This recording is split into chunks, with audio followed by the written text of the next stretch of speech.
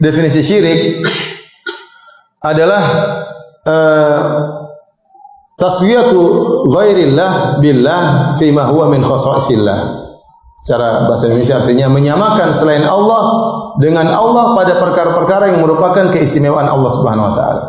Menyamakan selain Allah dengan Allah pada perkara-perkara yang merupakan keistimewaan atau kekhususan Allah Subhanahu wa taala. Itu namanya syirik. Jadi lafal syirik sendiri sebagaimana perkataan As-Sun'ani mengisyaratkan bahwasanya syirik adalah mengambil sekutu, mengambil tandingan. Ya, makanya dalam lafal-lafal nusus Allah mengatakan fala tadribu lillahil amsal. Jangan kalian mengambil amsal yang semisal bagi Allah. Ya.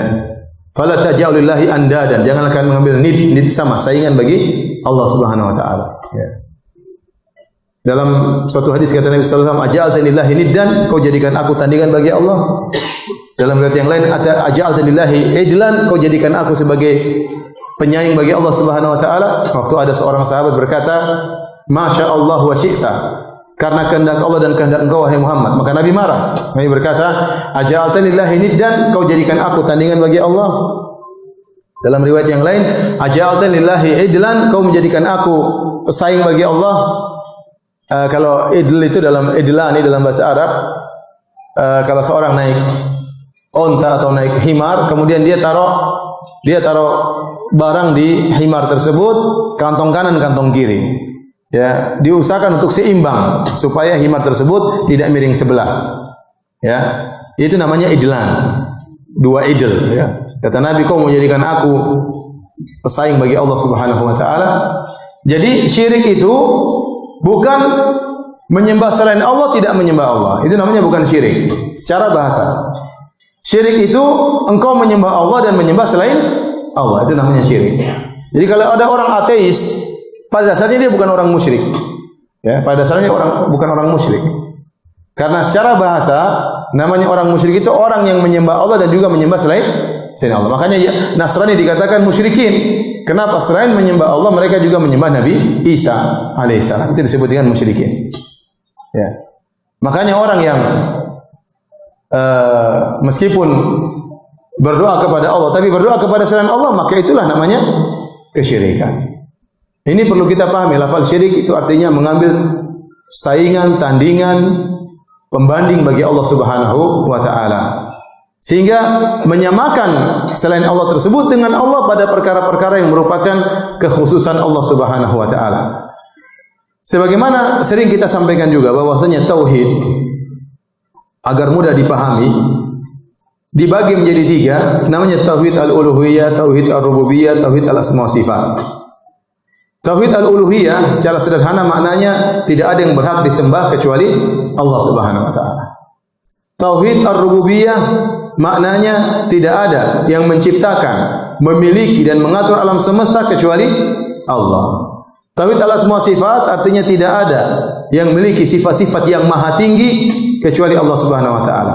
Tidak ada yang maha mengetahui kecuali Allah Subhanahu wa taala. Tidak ada yang mengetahui ilmu gaib kecuali Allah Subhanahu wa taala. Tidak ada yang maha mendengar kecuali Allah Subhanahu wa taala. Tidak ada yang maha melihat kecuali Allah Subhanahu wa taala. Tidak ada yang maha bijak kecuali Allah Subhanahu wa taala. Namanya tauhid asma sifat. Dan itu yang kita sebutkan dalam Al-Qur'an kalau kita mengatakan qul huwallahu ahad. Katakanlah Allah Maha Esa. Maha Esa dalam rububiyahnya, dalam uluhiyahnya, dalam asma sifat. Hanya Allah yang menciptakan, menguasai alam semesta, mengatur alam semesta. Tidak ada zat lain bersama Allah. Maka dia Maha Esa dalam hal ini. Oleh karenanya hanya Allah yang berhak untuk disembah. Maha Esa dalam uluhiyahnya, tidak yang disembah kecuali Allah Subhanahu wa taala, dan Maha Esa dalam asma wa sifatnya.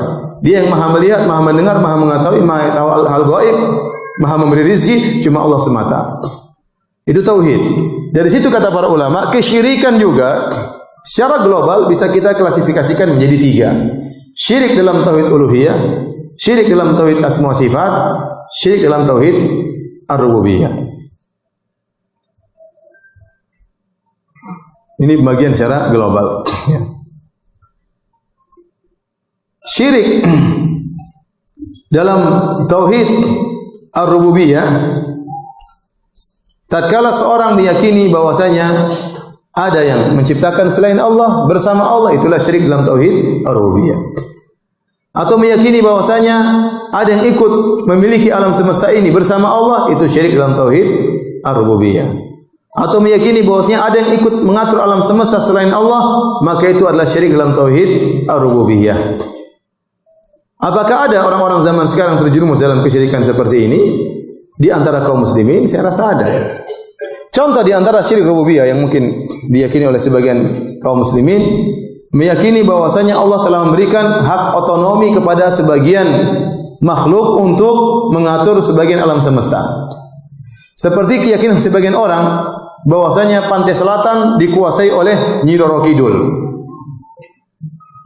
Sehingga buat mereka takut kepada Nyi Roro Kidul karena mereka meyakini pantai selatan ini dikuasai oleh Nyi Roro Kidul. Seperti keyakinan sebagian orang bahwasanya gunung ini dikuasai oleh sebagian jin atau sebagian arwah. Yang ngatur masalah jin kapan dia meletus kapan enggak adalah jin tersebut. Inilah syirik dalam tauhid ar-rububiyah. Inilah syirik dalam tauhid apa? Ar-rububiyah. Dan itu ada terjadi di sebagian kaum muslimin. Ada sebagian orang sudah di gunung, kemudian sudah muncul tanda-tanda gunung tersebut akan meletus. Kemudian disuruh turun, dia tidak mau. Kenapa? Belum ada wangsit. Dia punya keyakinan bahwasanya ada yang mengatur gunung ini. Itulah syirik dalam tauhid ar-rububiyah. Atau sebagian orang yang harus memberikan sajen kepada pantai selatan. Kalau tidak kasih sajen khawatir Nyi Roro Kidul ngamuk. Ini sama, syirik dalam tauhid ar-rububiyah. Keyakinan dia bahwasanya laut ini dikuasai dan diatur oleh Nyi Roro Kidul, itulah syirik dalam tauhid ar-rububiyah. Padahal mengatur alam semesta semuanya hanyalah Allah Subhanahu wa taala. Allah tidak pernah memberikan hak otonomi kepada siapapun. Bahkan ada malaikat-malaikat yang benar-benar mengatur alam semesta ini, itu semua mereka jalankan atas perintah Allah Subhanahu wa taala. Ada malaikat gunung, ada malaikat awan yang mengatur awan, ada yang malaikat mengatur hujan. Namun semuanya mereka hanya petugas menjalankan perintah Allah. Mereka tidak punya hak otonomi untuk mengatur hal-hal tersebut. Paham? Maka tidak boleh seorang kemudian misalnya musim kemarau lama kemudian dia ingin minta hujan, dia berkata, wahai malaikat hujan turunkan hujan. Syirik atau tidak? Syirik. Mintanya kepada siapa harusnya? Allah Subhanahu wa taala. Nanti Allah yang perintahkan malaikat untuk turunkan hujan. Padahal malaikat tersebut benar-benar ngatur. Bahkan Allah bersumpah dengan para malaikat, kata Allah, wal mudabbirati amra. Demi para malaikat-malaikat yang mengatur urusan. Karena memang banyak ya malaikat-malaikat yang Allah tugaskan untuk mengatur sebagian alam semesta ini, tapi mereka sama sekali tidak punya hak otonomi. Semua hanyalah petugas yang ditugaskan oleh Allah untuk mengatur sebagian alam semesta. Ada namanya malaikat maut. Kalau antum ingin panjang umur, minta kepada siapa? Malaikat maut atau minta kepada Allah? Wahai malaikat maut, jangan dulu datang malaikat maut. Saya belum kawin, malaikat masih jomblo. Nggak boleh, syirik begitu. Syirik. Jadi keyakinan bahwasanya gunung itu diatur oleh sebagian ruh atau sebagian jin, ya, Nyi Roro Kidul misalnya. Atau Nyi Roro Kidul punya suami atau tidak, saya nggak tahu. Ini adalah kesyirikan yang nyata dan ini membatalkan Islam seseorang. Daripada Syekh Abdul Qadir Al-Jailani. Jadi Syekh Abdul Qadir Al-Jailani kalau mengatakan kun fayakun, mengerikan.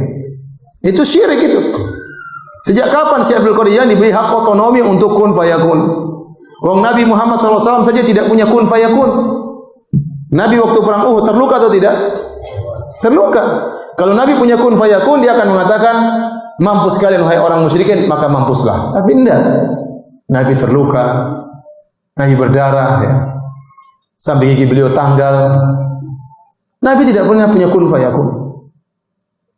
Ya. Kalau Nabi punya kun fayakun, maka tidak ada yang pernah menghalangi Rasulullah SAW. Dan ini keyakinan bahwasanya Abdul Qadir Jailani dikasih kun oleh Allah sehingga dia bisa bilang kun fayakun. Ini syirik akbar. Ini syirik akbar berkaitan dengan rububiyah. Paham? Antum sudah paham rububiyah, uluhiyah, asma sifat? Paham? Ini secara sederhana seperti itu. Baik. Kita lanjut misalnya syirik akbar dalam tauhid al-asma wa sifat. Al-asma wa sifat maksudnya meyakini Allah memiliki nama-nama terindah yang tidak ada yang menyamai Allah.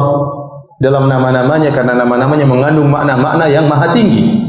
Makanya dalam Al-Qur'an disebut wa kana Allahu sami'an basira. Allah mendengar dan melihat. Tetapi kita kalau terjemahkan dalam bahasa kita, maha mendengar, maha melihat. Ada tambahan maha. Sebagai pembeda karena kita juga melihat dan mendengar. Kita juga punya ilmu, tapi kalau kita terjemahkan dalam Al-Qur'an kita pakai kalimat apa? Maha. Maksudnya dia yang tidak ada yang menyamainya. Allah yang maha melihat, Allah yang maha mendengar, Allah yang maha mengetahui, ya. Allah yang maha kuasa, Allah yang maha berkehendak, fa'alul lima yurid. Berkehendak melakukan apa saja dan tidak ada yang bisa menghalangi kehendak Allah Subhanahu wa taala. Berbeda dengan makhluknya. Kita kalau berbicara saja tentang maha mendengar, kita dari jauh aja sudah enggak bisa dengar, ya. Ya, orang bicara dari jauh kita sudah enggak dengar, ya. Melihat kejauhan sudah kita tidak bisa lihat. Ilmu juga sangat terbatas. Makanya saya sering sampaikan, bayangkan kalau jamaah haji berkumpul di Padang Arafah, jutaan, 2 juta jemaah haji yang resmi, enggak resmi enggak tahu berapa yang melanggar peraturan. Taruhlah 3 juta jemaah haji. Semua berkumpul di Padang Arafah. Dalam waktu yang sama minta kepada Allah Subhanahu wa taala dengan berbagai macam bahasa. Allah dengar semuanya, Allah maha mendengar. Allah mengerti satu persatu permintaan mereka. Jangankan mereka bicara, sebelum mereka bicara Allah sudah tahu isi hati mereka. Karena Allah maha mendengar. Nah, kita enggak mampu. Kita kalau ada 2 orang berbicara pakai bahasa Indonesia dua-duanya, kita bilang sebentar, satu-satu. Mendengar dua-duanya ngomong, susah kita. Apalagi 2 orang dua-duanya curhat, susah kita. Bilang satu-satu, ente diam dulu, satu dulu. Kalau kita enggak mampu untuk istiab, enggak mampu untuk menguasai. Apalagi 5 orang ngomong, itu semuanya pakai bahasa Indonesia, kita udah bingung. Apalagi satu bahasa Inggris, satu bahasa Jawa, satu bahasa Madura, satu bahasa Rusia, satu bahasa Sunda. Kita bingung. Kita enggak mampu. Meskipun terkadang sebagian orang punya kemampuan sedikit seperti itu. Seperti di Masjid Nabawi sering kita lihat ada guru tahfidz, dia mendengar langsung 3 orang. Semua setoran, bayangkan. Atau salah. Saya juga kadang-kadang ini beneran atau mainan ini orang. 3 orang setoran langsung. Satu surat ini, satu surat ini, satu surat ini. Dia dengar 3-3-nya. Tapi dia paling terbatas sih, kalau udah 10 dia enggak mampu. Tapi kalau 3 dia masih apa? Masih mampu. Kemampuan mendengarnya cuma dari 3 orang. Sehingga kalau ada yang salah, saya bilang kamu salah. Karena kamu salah, subhanallah. Tapi Allah Subhanahu wa taala dalam waktu yang sama, jutaan orang minta dengan berbagai macam bahasa dalam waktu yang sama, Allah maha mendengar. Allah maha melihat. Itu maksudnya kemahaan Allah Subhanahu wa taala. Demikian juga tentang ilmu Allah. Allah maha ilmu. Tidak ada yang tersembunyi dari Allah Subhanahu wa taala. Allah tahu apa yang telah terjadi, Allah tahu apa yang sedang terjadi, dan Allah tahu apa yang akan terjadi. Dan Allah tahu sesuatu yang tidak terjadi, seandainya terjadi kayak apa Allah tahu. Ya. Seorang daftar suatu tempat pekerjaan, ternyata tidak diterima. Allah tahu seandainya dia diterima bakalan jadi apa, Allah tahu. Jadi ilmu Allah maha. Allah mengetahui hal yang gaib masa depan. Di antara syirik yang berkaitan dengan tauhid al-asma sifat, tatkala seorang menganggap orang lain menyaingi kemahaan Allah dalam hal ini. Contoh, kenapa dikatakan orang pergi ke dukun itu kafir? Dari sisi ini. Kata Nabi SAW, man ataka hinan aw arrafan fasaddaqahu bima yaqul faqad kafara bima unzila ala Muhammad. Barang siapa yang datang kepada dukun atau para tidak normal, kemudian bertanya tentang sesuatu dan membenarkannya, maka dia telah kafir kepada Al-Quran. Kenapa? Karena waktu dia pergi ke dukun, lantas dukun menceritakan tentang masa depan, berarti hal gaib atau bukan? Hal gaib. Kemudian dia benarkan, berarti dia telah mensyirikan Allah dari sisi ini, dari sisi tauhid al-asma wa sifat. Dia menganggap ada yang maha selain Allah. Itu yang tahu ilmu gaib bukan cuma Allah, tapi dukun juga tahu. Maka disitulah dia kafir. Paham? Inilah sekedar saya untuk memudahkan antum bagaimana syirik dalam tauhid rububiyah, bagaimana syirik dalam tauhid al-asma wa sifat. Nah, sekarang kita lihat contoh syirik dalam tauhid al-uluhiyah. Al-uluhiyah artinya tidak ada yang berhak disembah kecuali hanya Allah Subhanahu wa taala. Dan itu yang selalu kita ikrarkan dalam salat kita, iyyaka na'bud. Hanya kepada Engkau lah kami beribadah. Hanya kepada Engkau lah kami beribadah. Artinya kami tidak beribadah kecuali hanya kepada Engkau. Kami tidak beribadah kepada yang lain. Jadi Allah tidak mengatakan kita tidak berikrar dalam salat kita na'buduka, kami menyembahmu. Kami menyembahmu. Tidak demikian. Tetapi kita mengatakan iyyaka na'bud, hanya ada kalimat hanya kepada Engkau lah kami menyembah. Karena bisa jadi orang menyembah Allah tapi dia syirik. Ternyata dia menyembah kepada selain Allah juga. Orang-orang Nasara demikian. Mereka menyembah Allah Tuhan Bapa, mereka juga menyembah Tuhan Anak. Dan mereka menyembah Ruhul Kudus. Dan itu kesyirikan. Tetapi namanya tauhid al-uluhiyah, iyyaka na'bud, hanya kepada Engkau lah kami beribadah. Nah, seluruh peribadatan yang diserahkan kepada selain Allah, maka itu kesyirikan dalam tauhid al-uluhiyah. Itu kesyirikan dalam tauhid al-uluhiyah. Contoh, seorang menyembelih kepada selain Allah. Seorang menyembelih kepada selain Allah. Ini adalah syirik dalam tauhid al-uluhiyah. Kenapa? Karena menyembelih adalah ibadah. Allah Subhanahu wa taala berfirman, "Qul inna sholati wa nusuki wa mahyaya wa mamati lillahi rabbil alamin." Katakanlah, salatku dan sembelihanku, hidupku dan matiku hanya untuk Allah Subhanahu wa taala. La syarikalah. Tidak ada syarikat baginya, tidak ada sekutu baginya. Sebagaimana kita tidak boleh salat kepada selain Allah, tidak boleh kita sujud kepada selain Allah, dan itu merupakan kesyirikan, maka demikian pula tidak boleh kita menyembelih kepada selain Allah, karena sembelihan adalah ibadah. Kata Allah Subhanahu wa taala dalam ayat yang lain, "Fasholli li rabbika wanhar." Salatlah hanya untuk Rabbmu dan sembelihlah hanya untuk Rabbmu. Maka disyariatkanlah ibadah menyembelih ini, ibadah yang agung, bahkan dikatakan dia afdalu al-ibadatil maliyah. Ibadah harta yang paling terbaik adalah menyembelih. Kita ada ibadah badaniyah, ibadah berkaitan dengan badan, ada ibadah qalbiyah, ibadah berkaitan dengan hati, ada ibadah maliyah berkaitan dengan harta seperti bayar zakat. Itu ibadah berkaitan dengan apa? Harta. Di antaranya menyembelih. Maka disyariatkanlah penyembelihan-penyembelihan karena Allah. Contoh seperti acara akikah. Acara akikah. Anak kita lahir, kita laki-laki kita potong kambing 2 ya. Bayangkan kalau anak langsung 3 lahir bareng-bareng. Ya. Apalagi istri 3 kembar semua, kembar. Laki-laki semua.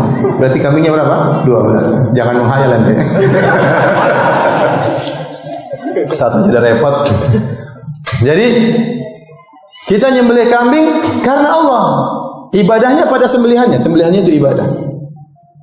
Contoh, tatkala hajian, orang berhaji membayar namanya hadiyu. Hadiyu itu hewan yang dibawa, terkadang dibawa dari luar kota, dibawa ke Mekah. Sebenarnya itu sunnah yang berkaitan dengan umrah dan haji. Namun sekarang sunnah umrah bawa hadiyu itu sudah hilang. Orang nggak ada yang melakukan lagi.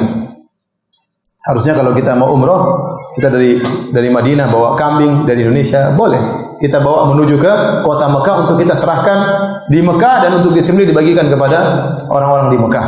Namun sunnah itu sudah hilang, sekarang tinggal syariat haji. Maka orang haji tamattu harus bayar hadiyu. Mereka nyembelih untuk siapa? Untuk Allah Subhanahu wa taala. Dagingnya boleh dimakan. Daging boleh dimakan saja, tidak ada masalah. Yang tidak boleh dimakan kalau hewan pelanggaran, melanggar potong kambing tidak boleh dimakan. Tapi kalau hewan haji untuk haji tamattu boleh dimakan. Di antaranya disyariatkan namanya hewan kurban. Hewan kurban itu ibadah intinya menyembelihnya itu. Adapun sedekah dengan dagingnya itu perkara kedua, bukan perkara utama. Paling sebenarnya berpendapat mana lebih utama? Uangnya tidak usah beli kambing, kita sedekahkan, atau kambingnya? Kata para ulama, beli kambingnya untuk disembelih karena ibadahnya bukan pada dagingnya. Yang utama pada apa? Sembelihannya. Maka disunahkan seorang kalau menyembelih, nyembelih sendiri. Apalagi dia beli kambing, kemudian dia rawat, kasih makan. Ada perasaan ibadah yang luar biasa. Dia siapkan kambing ini, dia gemukkan kambing ini. Setelah itu hari hanya dia sembelih sendiri. Bismillahirrahmanirrahim. Di situ ada nilai ibadah yang luar biasa. Ya, bahwasanya dia menyembelih hewan ini yang sudah dia rawat untuk engkau ya Allah Subhanahu wa taala. Oleh karenanya, orang yang korban boleh makan dagingnya. Dia boleh makan, dia boleh kasih hadiah, dia boleh sedekah. Ini yang menunjukkan bahwasanya inti daripada ibadah korban adalah sembelihannya, bukan sedekahnya. Paham? Sedekahnya oke, tapi yang intinya adalah sembelihan. Maka disunahkan seorang menyembelih sendiri. Karena di situlah nilai ibadah. Nah, ini ibadah yang agung. Ibadah yang agung. Nah, kalau seorang ternyata menyerahkan ibadah ini kepada selain Allah, maka dia syirik akbar, keluar dari Islam. Kata Nabi SAW, la'anallah man dzabaha li ghairillah. Allah melaknat orang yang menyembelih kepada selain Allah Subhanahu wa taala.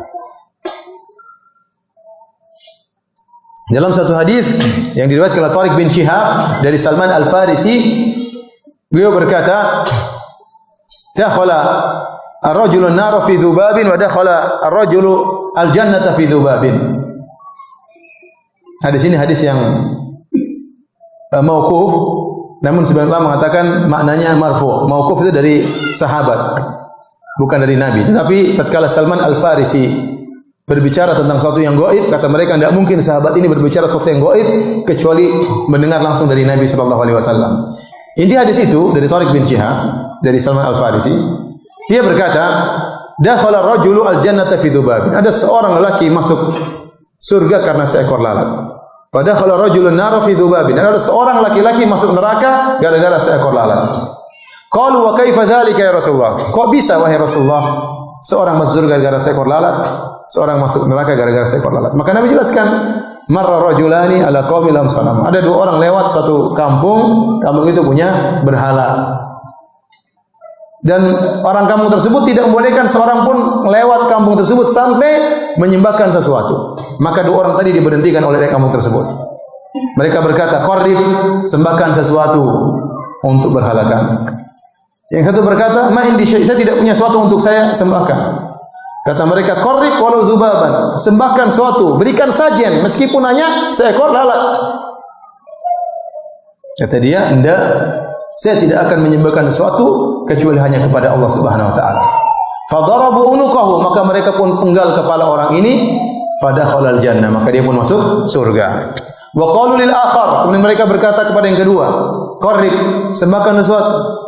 Kata dia, ma indi syai' li uqarrib, saya tidak punya sesuatu untuk saya serahkan. Kata mereka, qarrib walau dzubaban, sembahkanlah meskipun hanya seekor lalat. Maka dia cari lalat, kasih saja sama berhala tersebut. Fa khallau sabilahu, dia dibiarkan lewat kampung tersebut, fadakhalan nar, maka dia pun masuk neraka jahanam. Perhatikan di sini. Dia hanya mengorbankan seekor lalat sebagai sajian, itu membuat dia masuk neraka jahanam, apalagi kalau ayam. Apalagi kalau kambing, apalagi kalau kebo, apalagi kalau sapi. Ya. Sebagian penyembah-penyembah arwah manusia dikorbankan, itu ya, apalagi manusianya gemuk. Ya. Bang, jangankan hewan, manusia mereka korbankan. Sebagian penyembah-penyembah arwah. Ya. Tapi dalam kaum muslimin yang mereka sembahkan kepada selain Allah, hewan biasanya, hewan. Dan ini kita kesyirikan yang tersebar di masyarakat. Saya lihat sedikit di sini, mata kepala saya sendiri. Waktu zaman saya masih kecil, ada mau bangun rumah, maka datang kepada orang pintar, orang pintarnya jadi imam terkadang. Kalau ada acara ini dia yang pimpin, acara zikir bareng, acara tahlilan dia yang pimpin, ya. Tapi waktu mau bangun rumah, dia kasih bilang, ini potong ayam 3 ekor.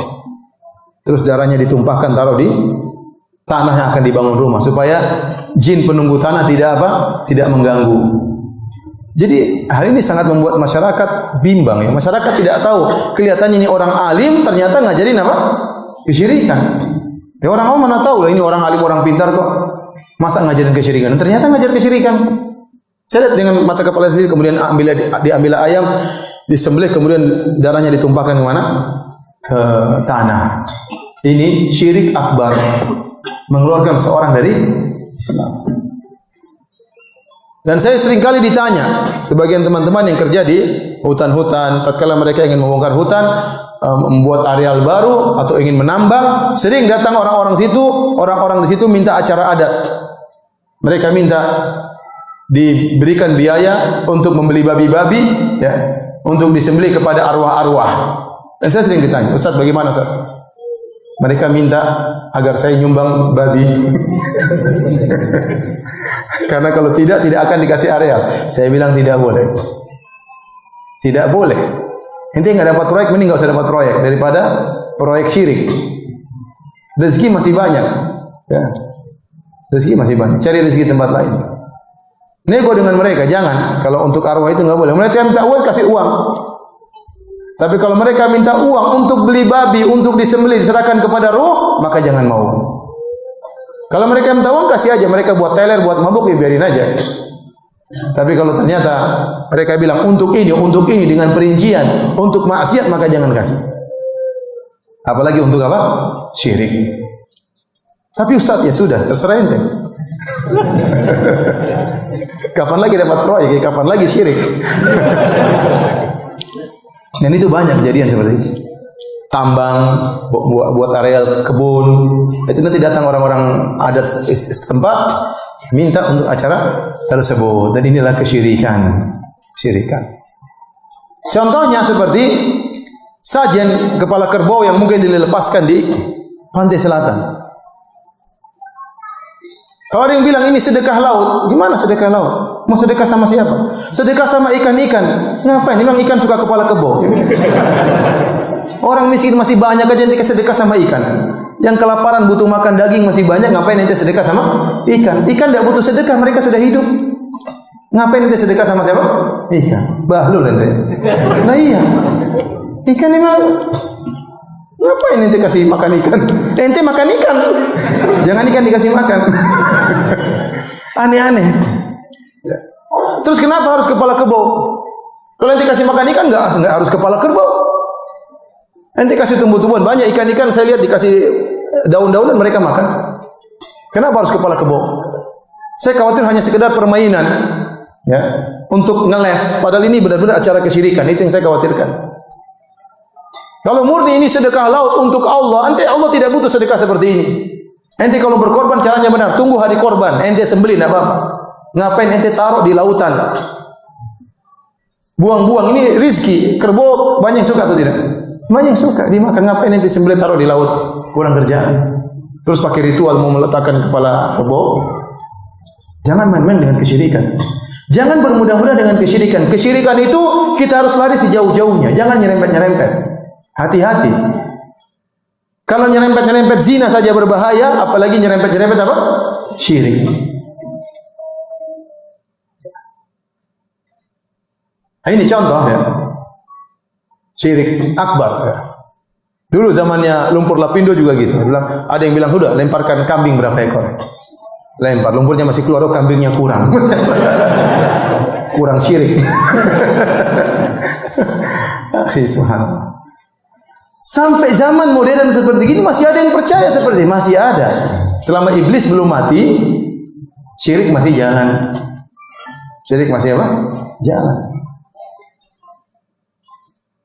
Ini termasuk syirik yang banyak tersebar di masyarakat. Kita katakan tadi, lalat saja bisa buat orang masuk neraka, sajen lalat, apalagi seperti itu. Kemudian apa namanya? Sapi, kerbau, kambing dan yang lain. Ini mengerikan. Jangan kita tunjukkan keriduan kita dengan kesyirikan sedikit pun, hati-hati. Tidak boleh. Ya. Wa may yakfur bit-taghuti wa yu'min billah. Barang siapa kufur kepada tagut dan beriman kepada Allah. Syaratnya dua. La ilaha illallah. Tidak ada yang berhak disembah kecuali siapa? Allah. Seluruh sembahan selain Allah harus diingkari. Adapun menunjukkan keridhaan, meskipun tidak melakukan berbahaya. Biarin aja lah. Itu tidak apa-apa lah. Antum enggak lakukan, saya enggak, tapi tidak apa-apa. Enggak boleh begitu. Ente bilang enggak, saya enggak lakukan dan itu enggak boleh. Haram dalam Islam. Ustaz, ini kan tradisi. Tradisi harus difilter oleh Islam. Tradisi Nusantara harus difilter oleh Islam. Sebagaimana Nabi SAW dulu memfilter tradisi Arab. Seluruh tradisi Arab yang tidak sesuai dengan Islam dibuang oleh Nabi SAW. Arab dahulu punya tradisi banyak. Tradisi kesyirikan, tradisi jimat, tradisi menyembelih di depan berhala. Arab dahulu punya tradisi tidak pakai jilbab, tradisi judi, tradisi minum khamar. Bahkan mereka minum khamar itu sebuah kebanggaan. Bahkan mereka buat bait-bait syair tentang minum khamar. orang kalau minum khamr berarti dia sudah bahagia, berarti hidupnya sudah mapan sehingga mereka bangga kalau minum khamr. Apakah Nabi datang? Biarkan itu semua? Tidak, Nabi datang dengan Arab apa dengan Islam? Dengan Islam. Kemudian dengan Islam tersebut Nabi memfilter Nusantara Arab. Paham? Bukan Islam yang kita Arabkan, bukan. Maka Islam rahmatan lil alamin untuk seluruh umat di alam semesta. Saya sering sampaikan Nabi SAW berdakwah kemudian mengirim surat kepada Raja Romawi, Raja Persia, agar mereka orang Persia masuk Islam. Agar Persia difilter jadi Islam. Agar Romawi difilter jadi Islam. Islam ingin mengislamkan Romawi, ingin mengislamkan Persia. Bukan mempersiakan Islam, bukan meromawikan apa? Islam. Sampai Islam ke Nusantara pun demikian. Nusantara harus diislamkan, bukan Islam dinusantarakan. Maka segala tradisi yang bertentangan dengan Islam harus difilter. Kalau Anda orang Islam, kalau Anda bukan orang Islam, silakan bertahan dengan tradisi Nusantara yang bertentangan dengan Islam. Kalau Anda bukan orang Islam, ya silakan. Tapi kalau Anda orang Islam, maka Anda harus terikat dengan aturan apa? Islam. Tidak boleh membiarkan tradisi kalau tradisi tersebut kesyirikan dengan dalih ini menjaga tradisi warisan leluhur, tidak boleh. Kalau syirik, kalau haram harus ditinggalkan. Baik, ini contoh adalah kesyirikan dalam tauhid